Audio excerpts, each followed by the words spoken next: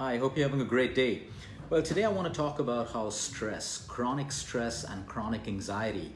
Now note that I use the word chronic because just a little bit of stress and a little bit of anxiety isn't going to cause too many problems to the human body. It is when your stress and your anxiety levels are chronic, which means you have constant stress in your life. You have constant anxiety in your life. From the time you wake up until you sleep, some people don't even sleep enough, and that anxiety and stress continues way into their bedtime as well. Now, a lot of us think today that it's easy to blame disease and easy to blame our inability to lose weight on stress and anxiety.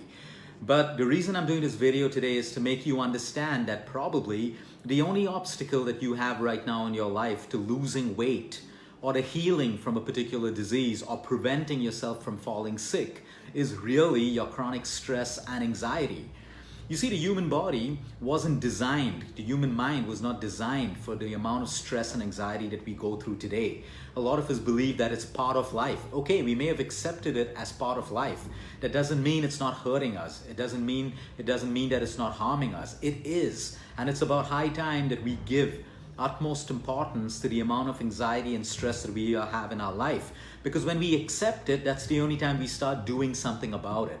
Most people think that, oh, everyone has stress, and you don't end up doing anything about it, and that's why you have one problem after another. Today we're going to understand exactly how stress and anxiety affects everything from your weight to your hair to your skin to your thyroid problems to your bowel movement, every single thing. So we've heard about estrogen, we've heard about testosterone, we've heard about progesterone, we've heard about cortisol, we've heard about DHEA. Have you heard about a hormone which is the mother of all hormones? The precursor hormone which is called Pregnenolone. Many of us wouldn't have heard of something called Pregnenolone. You may want to Google this later. Okay, Pregnenolone is the hormone. It is the master hormone that makes estrogen, testosterone, cortisol, DHEA, progesterone. Which means if we have a problem with our pregnenolone levels, we have a problem with your estrogen, your testosterone, your DHEA, your cortisol, your progesterone, and all the other hormones in your body.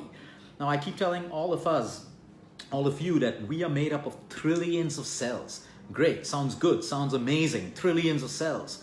But how do these trillions of cells communicate with each other all the time, every second of the day? There is constant communication between these trillions of cells to keep us alive, to make our heart work, to make our brain work, to make our liver function, to make our kidney function, to keep our immunity strong. This communication is handled by hormones. Hormones are communicators, they're chemical messengers that are constantly communicating between cells, telling them what to do, what not to do, when to stop growing, when to start growing. All of that communication happens with hormones. So if you have a problem in your body, you can find a link to the root cause, which would usually be something to do with your hormones. So we look at thyroid, it's a hormone. We look at diabetes, it involves insulin, which is a hormone again. So everything is related to a hormone in the human body. We look at stress, it's related to cortisol. Now there is an enzyme in the human body that converts cholesterol to pregnenolone. So pregnenolone is made from cholesterol.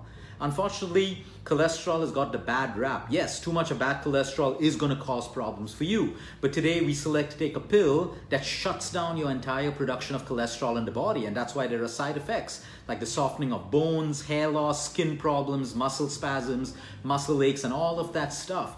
You see, you may need a medication to shut down your cholesterol for a while, but we have to look at lifestyle changes, dietary changes to reduce our cholesterol without shutting down the production of cholesterol. Because guess what happens if you shut down the production of cholesterol in the body?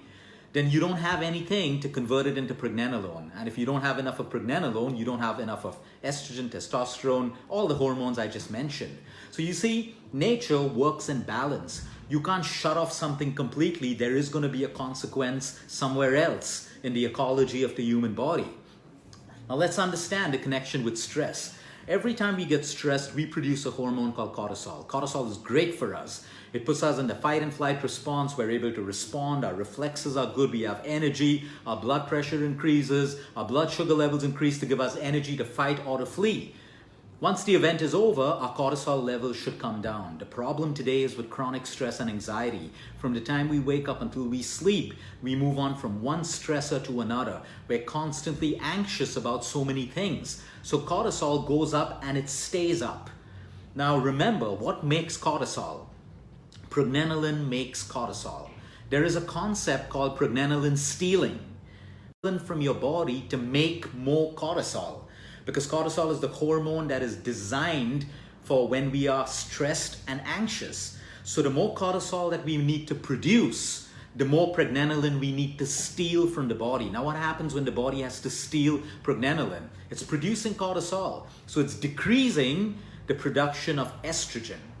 What happens when we have low estrogen? Anything from a low sex drive to vaginal dryness, to joint pain, to bone pain, to skin problems, to even mild depression is caused when our estrogen levels are low, because estrogen levels are required for all of those things I just told you.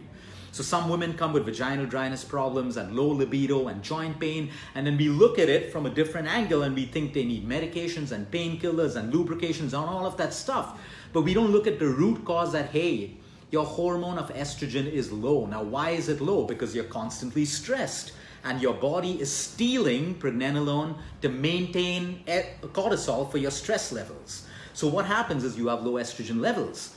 What also drops because pregnenolone is being stolen is testosterone. Testosterone is used to maintain lean muscle mass in the body. So many men and women constantly work out, but yet they find themselves flabby. They don't lose body fat. They're toning up in their arms and everywhere else, but they're not losing body fat. They have abdominal fat. They have side fat. They have midriff fat. They have cellulite, no matter how much they work out, because your testosterone level is low. Because it is being stolen. Pregnenolone is being stolen to maintain your high stress levels and your anxiety levels. And then you have a reduction in DHEA again, because pregnenolone is used to make DHEA, which is a sex hormone, which is involved in your endocrine system. So everyone out there with a thyroid problem, again, thyroxine is a hormone. The moment you have low DHEA, you have a thyroid problem, you have a thyroxine problem, you have low metabolism, which is why people with thyroid feel lethargic, they feel sluggish. No matter how well they eat, how much they exercise, they still do not lose weight. And no amount of thyroxine is going to help you unless you solve the problem at the root cause, which is stress and anxiety. And then you have a drop in progesterone.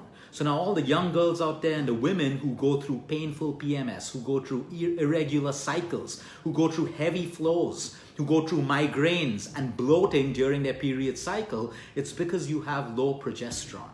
And you have low progesterone because pregnenolone is not making enough of it, because it's being used to make cortisol, because you're constantly stressed. So when you look at young teenage girls who go through a lot of peer pressure and a lot of stress, study stress, academic stress, you see them get PCOD, you see their cycles get irregular.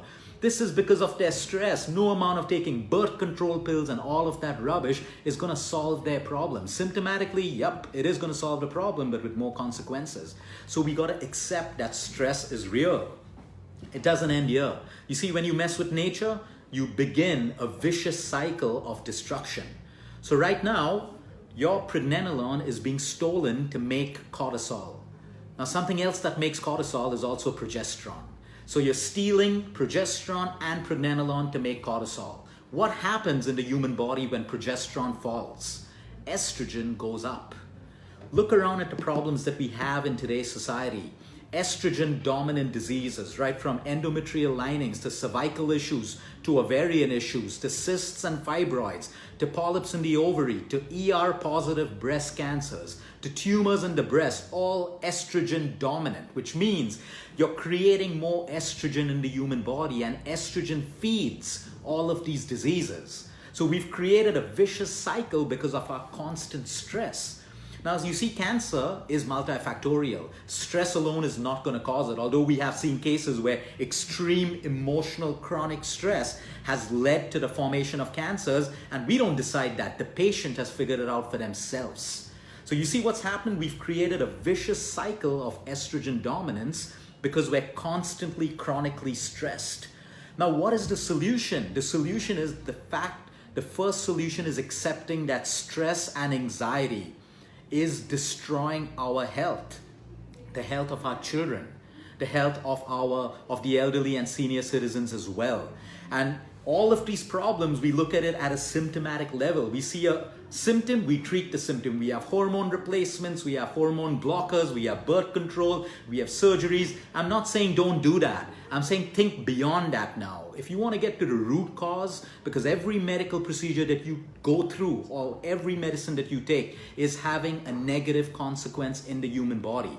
Does this mean you jump off all your medications and you stop seeing your doctor? Absolutely not. You do that. And you also start making lifestyle changes and accepting the fact that let me evaluate the stress and anxiety in my life.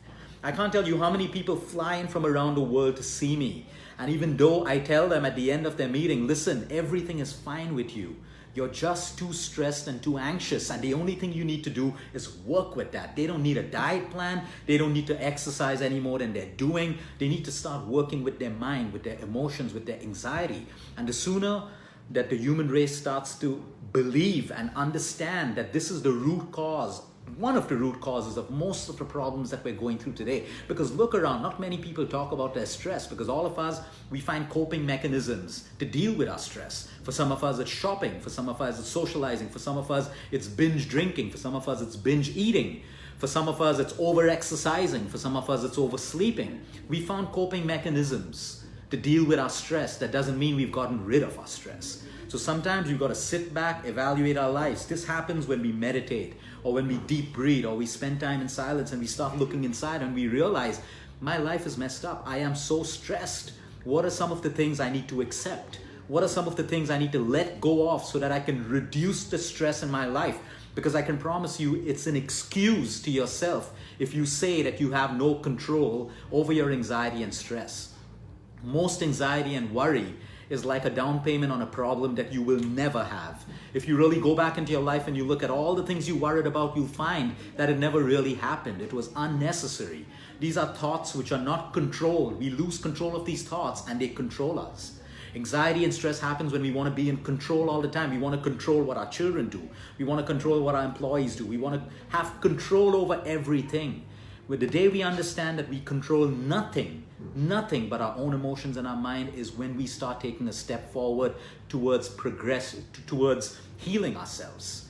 So we got to learn to let go. What comes in between is ego, pride, so many things. That's for you to find out what your obstacle is. But I can promise you, if you're going through a problem right now, whether it's sickness, whether it's obesity, whether it's the inability to lose weight, I'm saying that stress is one of the main causes. It's not the only cause. For many people, it may be the only cause. But if you've done everything from diets to exercise to, sleep and everything else, now the only thing left for you to look at is your stress. Because here's the science behind it. It is all connected with one hormone, cortisol, and the other master hormone, pregnenolone. And pregnenolone stealing is when your body is taking so much of that to maintain cortisol, because that's the hormone you require to manage stress. And you cause a decrease automatically in all the other hormones. No amount of synthetic hormones will ever solve this problem if the root cause is pregnenolone stealing. So this is something for you to think about. Stress and anxiety is real. Yes, it's true, everyone goes through it.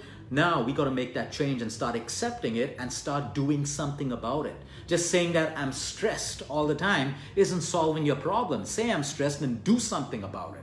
Put in some effort. Do something about it. Where there is a will, there is a way. Everyone can find a way to reduce their stress by even 1%, if not 50%, even 1% today, 1% tomorrow, 1% day after.